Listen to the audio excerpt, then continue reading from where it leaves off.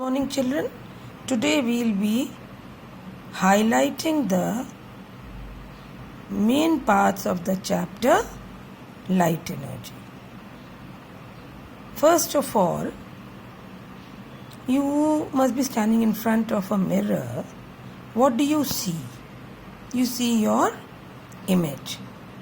How this image is formed? This image is formed by the phenomena of reflection.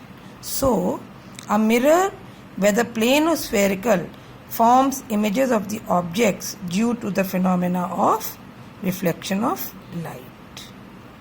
Next, we are going to learn what is reflection. Children, please keep on underlining the portions or highlight the portions which I have done it in the chapter.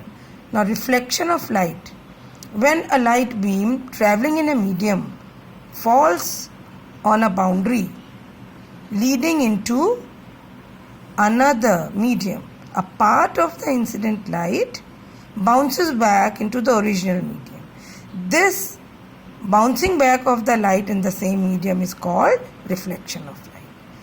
So what is reflection of light? This question can be asked or it can be framed. The given activity shows you reflection of light from a plane mirror. While teaching the chapter, I had demonstrated this activity. Next comes your what is regular and diffuse reflection. Differences between regular and diffuse reflection can be asked. Regular reflection. When a beam of light falls on a smooth and highly polished surface, almost entire light gets reflected on the same medium in a definite direction. This means all the reflected rays are parallel to each other. Such a reflection is said to be regular reflection. We can see our image by a mirror due to phenomena of regular reflection. So, a question from this portion can be framed: due to which phenomena our image is formed by a plane mirror? Then, diffused or irregular reflection. When a beam of light falls on an opaque, rough surface or uneven surface, light gets reflected in the different direction. This type of reflection is called irregular or diffused reflection. Now, what is the use of this? Question can be asked, how can we read a newspaper? So, the answer is, we can read a book or a newspaper due to diffuse reflection. These are the diagrams of your regular and irregular reflection. Then certain terms you had learnt: incident ray, reflected ray, point of incidence, normal, angle of incidence, angle of reflection. Here is the diagram depicting all of them. Then learn the laws of reflection. There are two laws. First law states angle of incidence is equal to angle of reflection. And second states the incident ray, the normal and the reflected ray all lie in the same plane.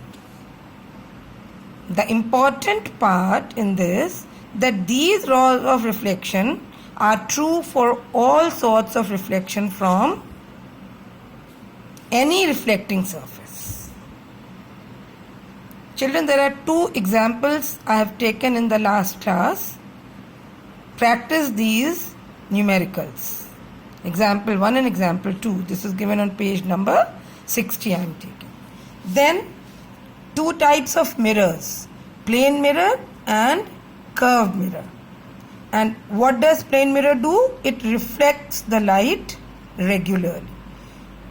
So, question can be asked, name a device which can reflect light. Then, what is an image? Question can be, what do you understand by an image? When light rays starting from a point object after reflection from a mirror meet or appear to meet at a point, then at that point the image is formed, or it is given the point object. Now two types of images are there, virtual and real. The image which can be taken on the screen, real image, it is formed when the light rays after reflection actually intersect each other.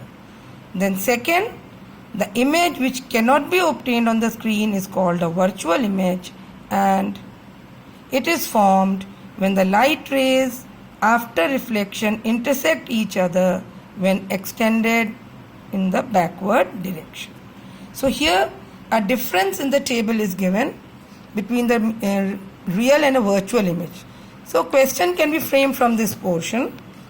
Differentiate between a real and a virtual image.